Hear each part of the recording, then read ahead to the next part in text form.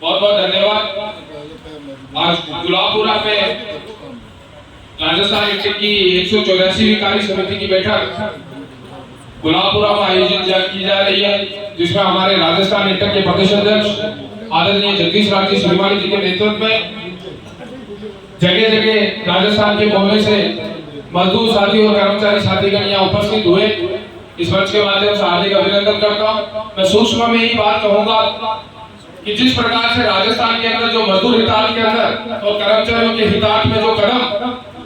Rajasthan inter और माननीय अशोक गहलोत जी ने जो कदम उठाए, इसको मजदूर और कर्मचारी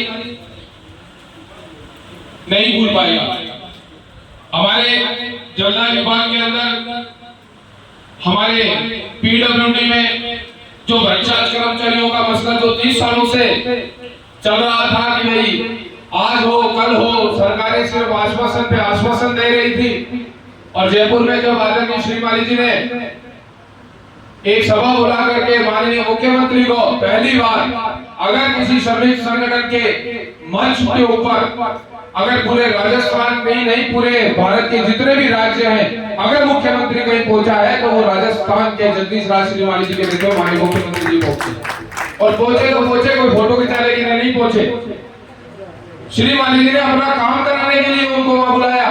और उनको कहा कि जब तक आप हमें आश्वस्त नहीं करते, जब तक हमारी समस्या का समाधान नहीं हो जाता, जब तक ये मजदूर कर्मचारी आने वाली सरकार के अंदर आपको एक अच्छा नेतृत्व करके दिखाने के लिए इंटर तत्पर रहेगा, ऐसी हम आशा करते हैं। और माननीय मुख्यमंत्री जी ने एक महीने के अंदर बजट के अंदर 17वें नंबर पे उन्होंने मांग करी कि ओपीएस सबसे पहले कर्मचारियों का जो 2004 के बाद में कर्मचारियों की जो पेंशन योजना थी उसको लागू किया, 30/10/17 के आदेश को लागू किया और साथ में जो सबसे बड़ा रक्षाचार्ज कर्मचारियों का सबलीकरण था उसको बहाल करके एक मजदूर और कर्मचारी हित के अंदर एक नई अलग जगाने का काम किया। साथियों, ये ताकत आप और हम सब लोग मिलकर के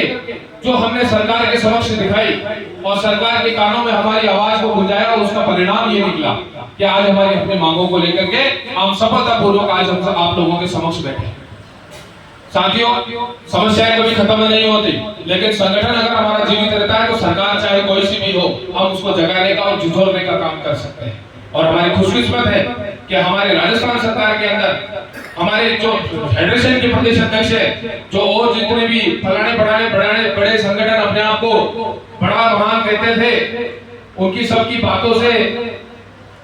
व्यक्त हो चुका है। वो कहने लगे हैं कि भैया अगर राजस्थान के अंदर कोई कामयाब और कर्मचारियों के और मजदूरों के हितार्थ में कोई कदम उठा सकता है तो वो सिर्फ और सिर्फ इंटक है और कोई नहीं है।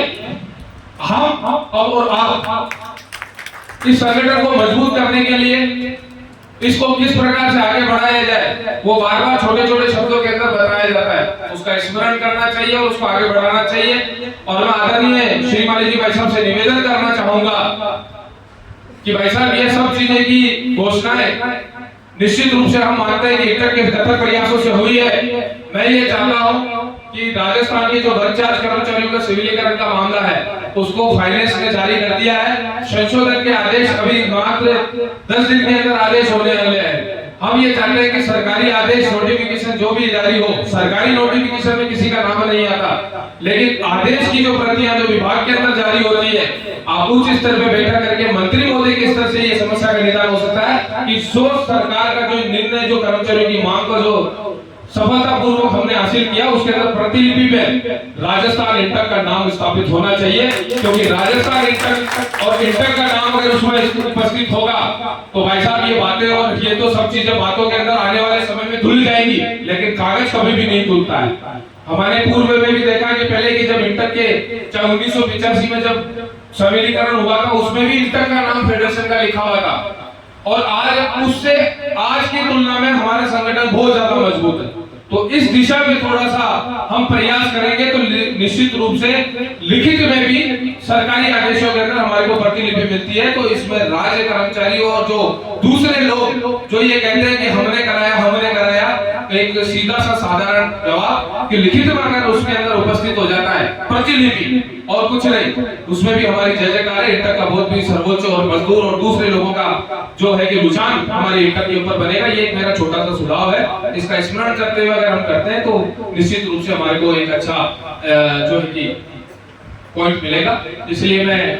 यही कहना चाहूंगा कि सब लोग एक रहें, एकता के साथ आगे बढ़े। जय हिंद, जय शंकर, जय राम राम साहब।